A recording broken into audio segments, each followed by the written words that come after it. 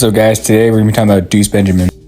So if you've been watching the channel for about, 2 years or so, you actually know I made a couple videos on Deuce before. He used to play here at New Mexico State, and a bunch of things happened here, and he's no longer here anymore.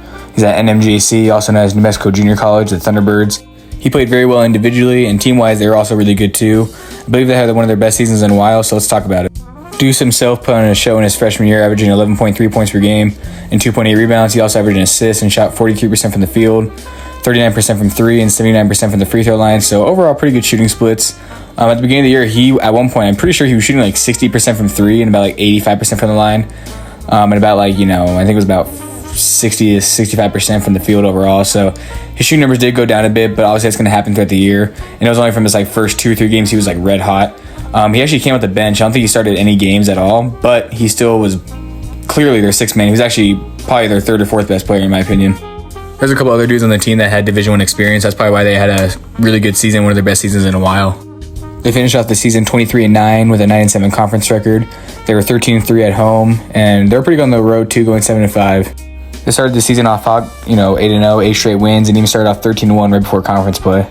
They started the conference a little bit slow, going 1-3. They even had a stretch where they lost 3 straight games, but they still finished with a winning record in conference, so it was all good.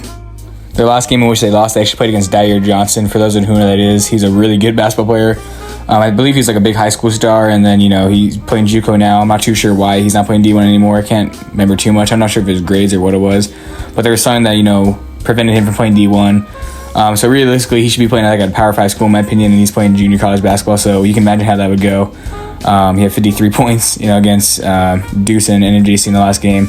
But other than that, it was a great season for them. They only lost by 2 points that game too. So even if a dude that drops over 50 and you only lost by 2, that's actually not too bad.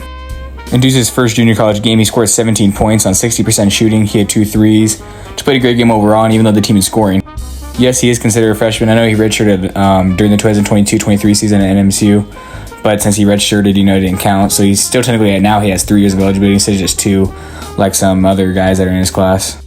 Overall, in the whole season, he just showed off his, elite skill set, his athleticism with his dunks, as you see right here, his shooting ability. He has some deep shooting range. Obviously, sometimes it looked like he was shooting like Curry or Dame, as you see right here, has a deep 3 and 1, just crazy shooter. Did a lot of great things this season. I'm not 100% sure what he's going to be doing next year. I would assume he wants to go play D1 somewhere eventually, but I think he is going to be staying in New Mexico Junior College for his next season since he has 1 more year to, play junior college basketball. So he can play 2 years overall there. I was on one of his Instagram lives. I do remember him saying that he was going to come back. That was right after a loss, so maybe it was his emotions. I'm not too sure. But he did say he would be back at NMJC next season. We'll see what he decides to do. Maybe he'll change his mind. Maybe he will stay at NMJC. I feel like it's probably in his best interest to stay and ball out because I think, he averaged about 11 points this year. Maybe he stays next year. He can up his numbers to about maybe 14 and 5 or something. He can up his efficiency even more and, get some good D1 offers. I'm not sure what offers he has now, but I'm sure he'll get some good ones if he continues his play. Even if he plays at a smaller school like a D2 or, even just a smaller D1 school, I think any option for him after NMJC to go play at a, bigger stage, that would be awesome.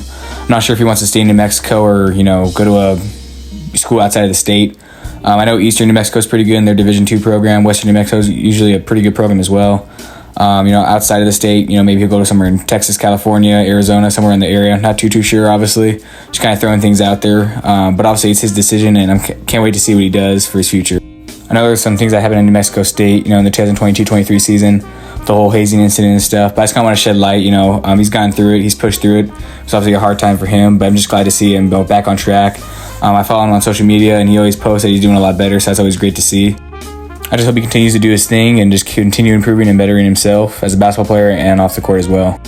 I also saw something that he was on the Fab 50 freshman list, which I'm not too sure what that all means, but I just think it means that he's one of the top freshmen in junior college basketball, so that's obviously a really good accomplishment.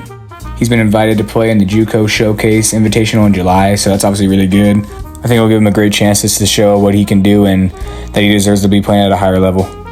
More accomplishments he had this season was just having 20 double-figure scoring games off the bench, all the bench. That's pretty impressive.